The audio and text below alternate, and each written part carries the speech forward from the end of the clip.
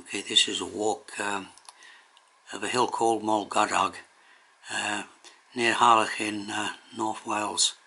I forgot to switch my hiking app on for a couple of 100 yards or so. So the walk actually starts where the finish of the walk is. The walk is on quite well-defined tracks for the most part, at least for the first half of the walk. The second half of the walk, it's sketchy in one or two places, and you can see the top right hand corner some of the rugged mountainous terrain of the Rhinog Mountains.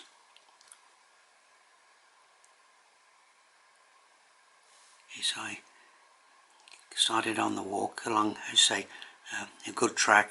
There's one or two gates you have to well, the stiles there that you cross over to avoid opening the gates, which actually in one or two of the gates are locked. So it's I say easy walking, just gradual ascents, no steep ascents involved on this walk. And I got to the top of the rise here, where views to the Rhinog Mountains on the right hand side open up. I can't see that lake on the left. That's hidden by a kind of a ridge on the left hand side, but I continue along this track, which is part of the, at this point, part of the Didwy Way, medium distance track, and eventually the path I follow leaves the track and goes through somewhat more sketchy ground, boggy in places, and once I cross the rise, the views to Snowdon and the Snowdon Mountains open up, and also the view to the Llyn estuary. So I'll continue along this track, which was one time a prehistoric track. I think it's all follows the same course as the prehistoric track of thousands of years ago, and you can see the lake on the left hand side, which I take a diversion at this point and kind of make my way up. Well, there's hardly much of a footpath to actually go slightly out of the way here towards the lake. Have a look at the lake, which is quite a nice lake. I think one anglers occasionally go up to see it. Retrace my steps back to the path which runs along the bottom of the Moel Goedog, which is on the left hand side this time, and this path then continues towards the parking area, and it's good views to the right towards the Bay of Tremadog. It passes a stone circle and also a couple of standing stones, and I straightforward walk back to the parking area.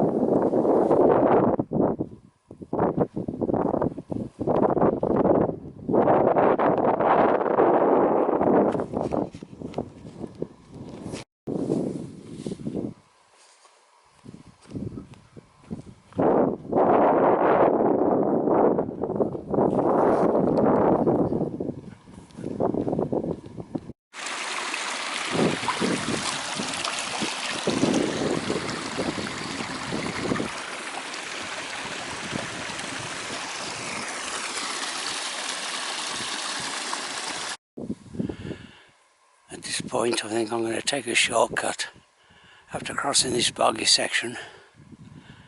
And of course, one nice thing about this walk is that you've got a good view of the Snowdon mountains. Okay, the actual footpath goes there, but I'm going to take a shortcut across this bit of moorland here to another track which leads up to the lake.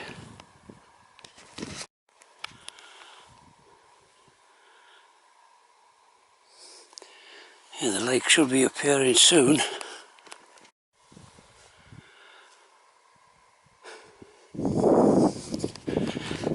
First glimpse of the lake. I may have come the long way round here.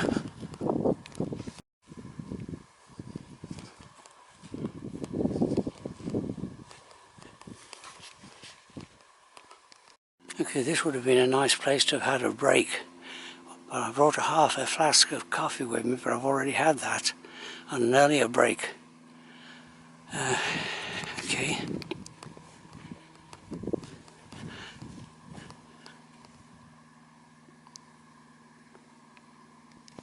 You can see it's an artificial lake. There's a dam there created. You can see some water pipes going down. Alright, so that's a nice lake, but unfortunately I can still have a break, but there's no nourishment going with it.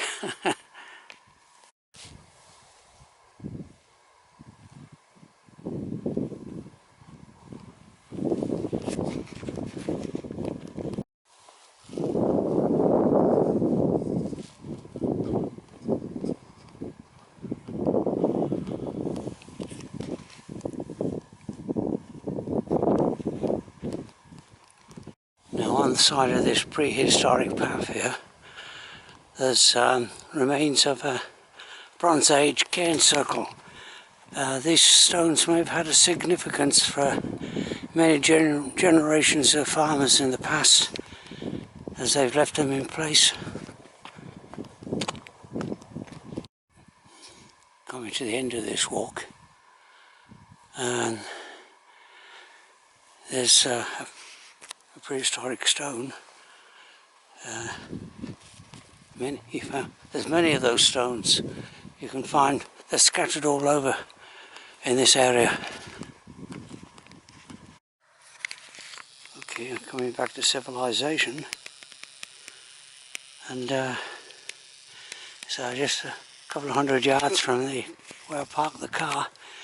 That's the cattle like to stay around that gate. There's none today, but there's a quagmire there, so you have to climb over the gate to avoid that.